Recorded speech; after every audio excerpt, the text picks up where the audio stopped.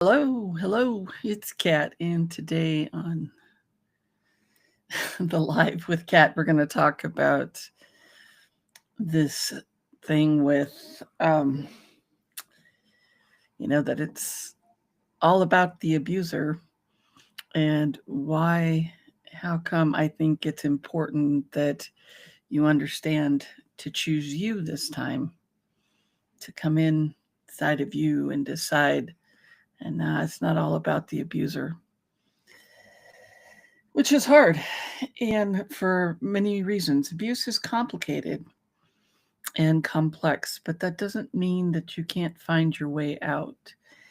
And I want you to understand that this is a live um, video. And if you comment, your comments can be seen in a public way because it is a public video. So be wary of that if you comment that your comments can be seen. Other than that, I think you're safe to be in here and watching. The other thing to remember is that if you want to message me in the back and comment something on um, about the video, you're free to do so and feel like you're joining in on the conversation. So let's dig in because we know abusers are complex, and that's kind of what I went over a little bit in how they go after their victims. At the same time, their tactics aren't. And what you need to do is you need to look at what serves them. What is their MO? We can also look at, the cycle of abuse to kind of help guide us. Uh, Biderman's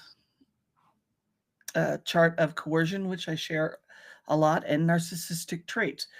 Those little things are there to help you kind of distinguish what that coercive control might be looking like in your life.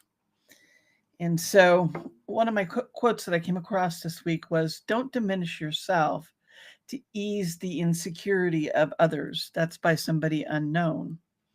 Because, see, this thing is that if the attention isn't on the abuser, they're going to use those tactics to make sure the attention is on them in order to feel their need for security.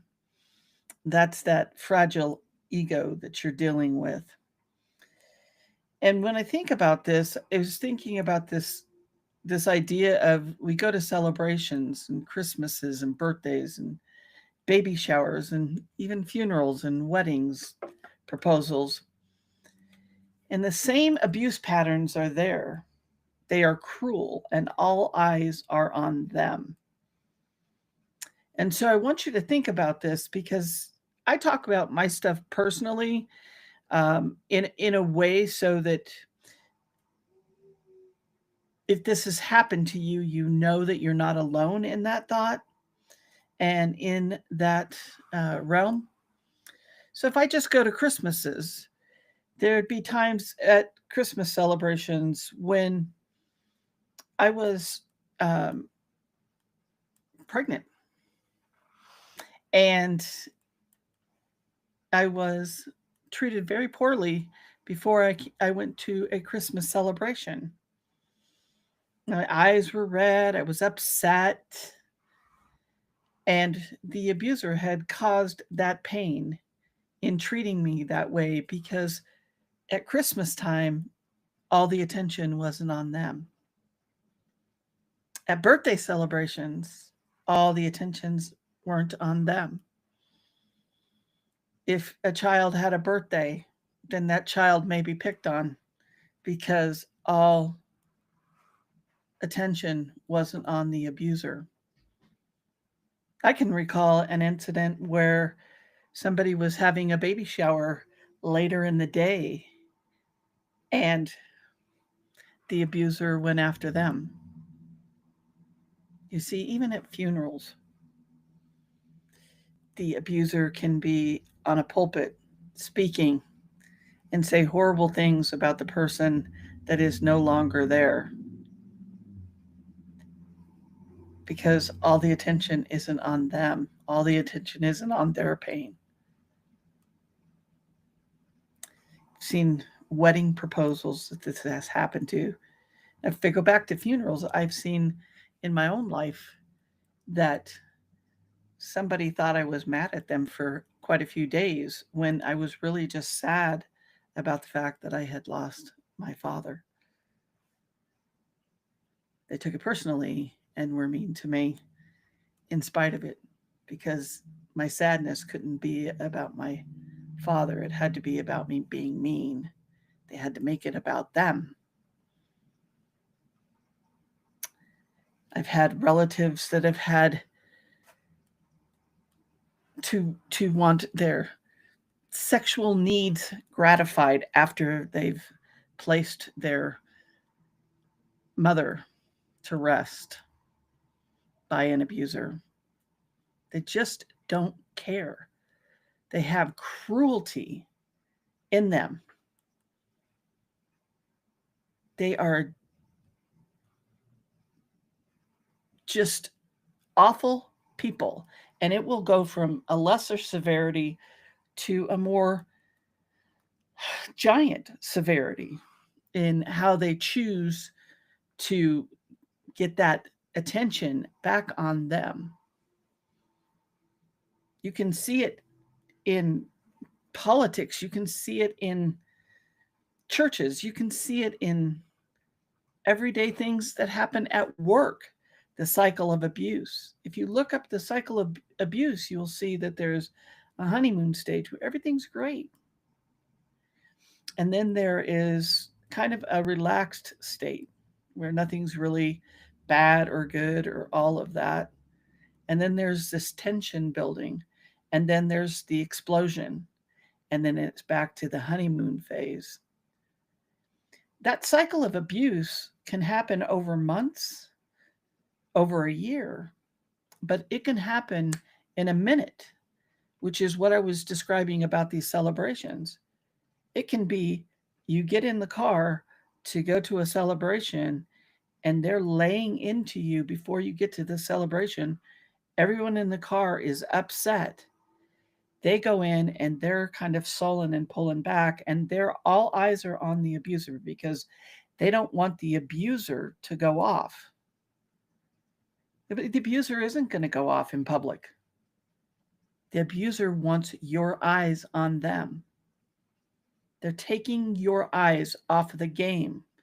That's the idea. That's their MO. And I just think it's that simple and that complex. When we look at Biderman's work, which I push a lot of his chart of coercion, he talks about those tactics. What do they look like? And then you can apply them to what I'm telling you here. If you look at narcissistic traits, you can take those traits and apply them to what I'm saying here.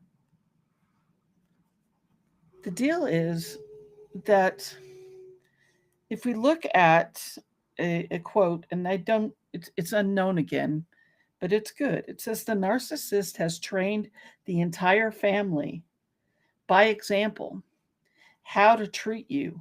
Once you have been labeled as the bad one, you are fair game for siblings, spouses, relatives, family, friends to pick on. You can see that same tactic in the narcissist that I'm describing here in workplaces. You can see it in sports. You can see it in the PTA. You can see it in the HOA. That coercive control is the underpinning of all abuse. And so if we start to get an idea about what it really looks like, how it really shows up, which are those Biderman tactics that I talk about on there, along with the traits, those are the things that you're looking for. But when you've been hurt, it's hard. And when you have a society, it's hard to come out because people don't know what this is.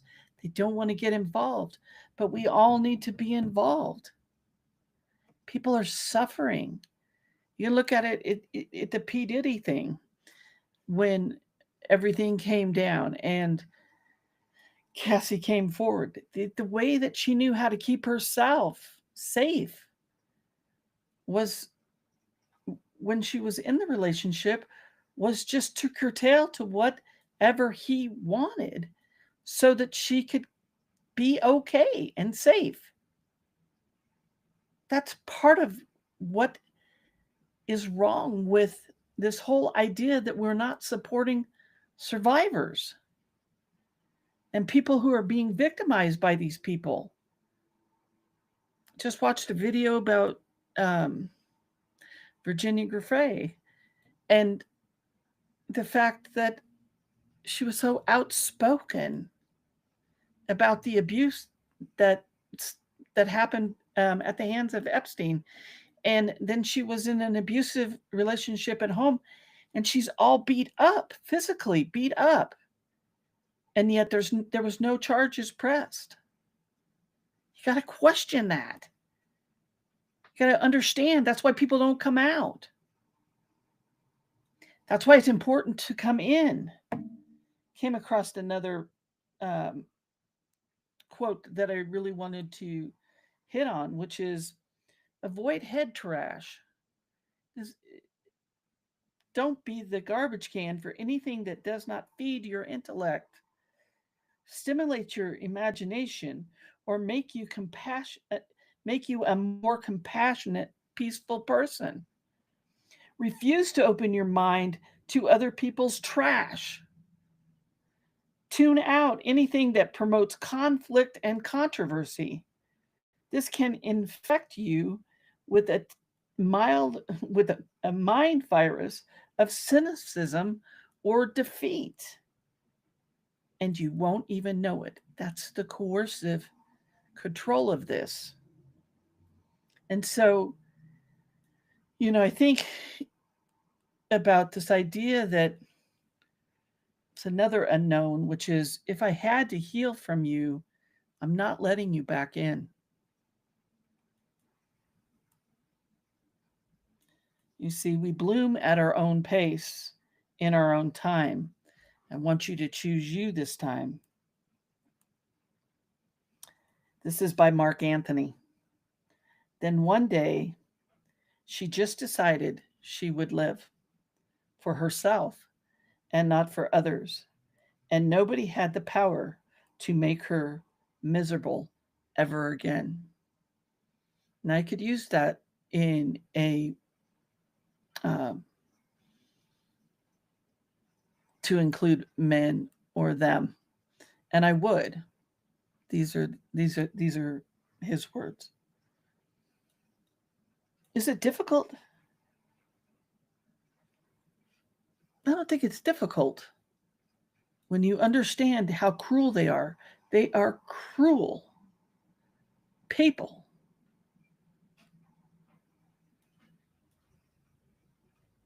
And I just don't have time for him anymore. I give until it started to destroy me. Then I had to decide that I'm going to live.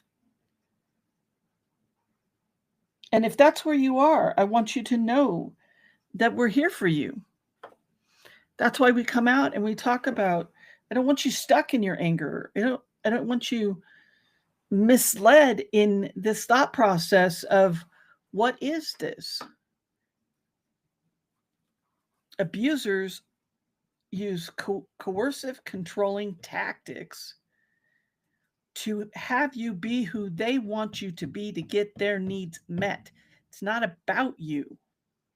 They may give you those little pieces of indulgence, which is in Biderman's work, just to hang on, because that's part of their style, is to come in and act like they want to know everything about you. And they do want to know everything about you. And the reason that they want to know everything about you is because they want to control you. This isn't about love. If we look at Dick Van Dyke's words, he says, love is the feeling of caring about the life and the welfare of another person. as much as you care about yourself. So how do you care about somebody else so much and lack coming in and caring about yourself? It's because in society we've taught you to be this way. Why do you think it took so long for Cassie to come out and talk about P. Diddy? And they still didn't get it right. And you got to wonder why they didn't get it right.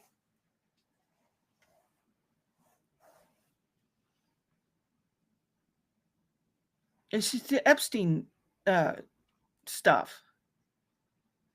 It's been going on for 27 years. And they still don't have it right. You got to wonder, why don't they have it right? You got more than, I don't know how many women. I think they said there was 100, over 100. Good God. How many people do you need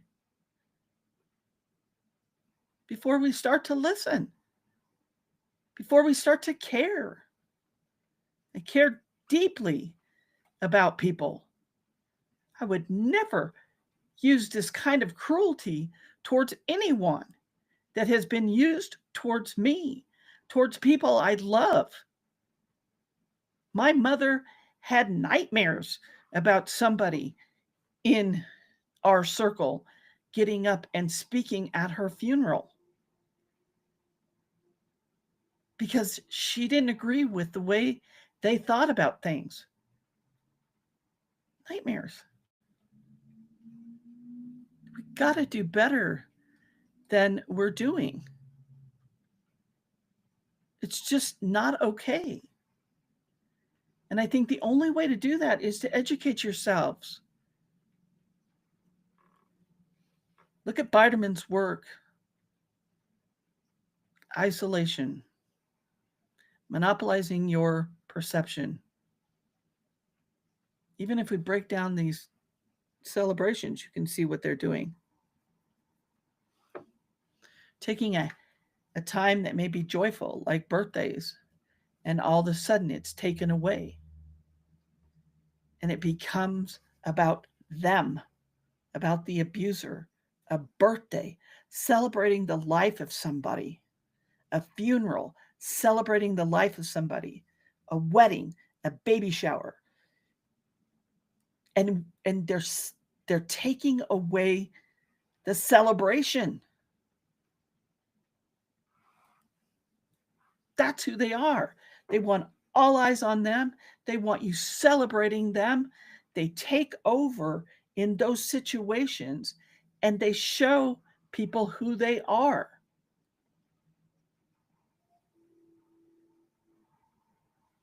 And it's hard to see when you're in public because in public they may be very soft and kind in public because they don't want people to know it's them. So you look at the people they're with, and if they're sullen and pulled away or they look scared of this person, you got to question it.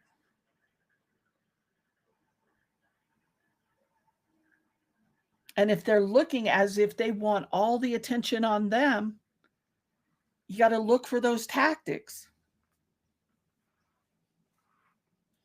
I hope this little bit of a video helps. I know I want to be really hard on the abusive type of people. They're cons. They're deceitful. They exploit. It's all about their ego. And I can have compassion for the fact that they have serious disorder in their lives. But that doesn't mean that I'm going to be taken down by them. I am not going to let them in that close. I've been to that place. I'm not doing it again. And it's what drives me with the page. I want you to understand what it is, what it looks like.